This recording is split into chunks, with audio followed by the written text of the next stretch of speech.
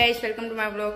આજે તો જવાનું છે ફરી લગ્નમાં, વાસના ગામે જવાનું છે કેમ કે બીજા લોકોને કામ છે તો આ હાથ ગયણું કરવા જવું પડશે। તો આજે મારો વારો છે।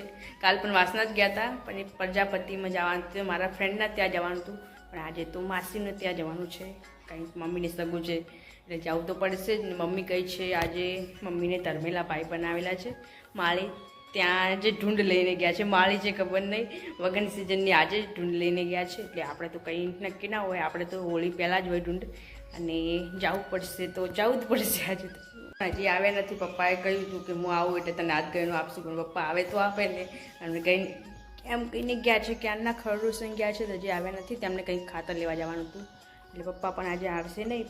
અમારે જવાનું છે, બધા બાજુથી જાય છે, ભાભીઓની બધી કાકાના છોકરાઓની વાઈફો જાય છે તેમની સાથે જવાનું છે।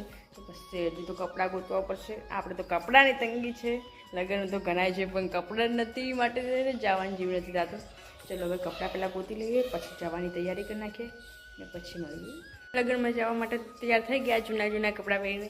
હાલ પપ્પાને કોલ કર્યો તો પપ્પા કહે છે કે હું આવું છું, કે મારે જમવાનું હોય બનાવીએ કે ત્યાં જમવા આવવાનું છે, પપ્પા એમ કહે છે એટલે કીધું હજી કોઈ તો કોઈને બનાવી નહીં કેમ કે ભાભીનું હજી ખબર નહીં ક્યાં છે, એટલે પપ્પા કે હું આવું છું, તો ભાઈ હાથ ગયણું શીખર આપવા આવે છે કે જમવા માટે આવે છે ખબર નથી, કાંઈ કીધું નહીં, એટલે ત્યાં સુધી વાત જોઈએ પપ્પાની। બધી આવ્યા નથી ને બધા તો ચાલ્યા ગયા, હવે ચાલ્યા છે મંદિરે આવ્યા છે, આ મને મૂકીને જાય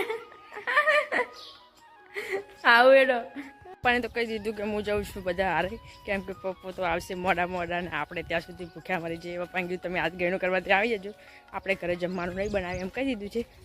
હવે જઈએ, બધા આગળ જતા રહે છે, અમે ચેડે રહી ગયા છે। ચલો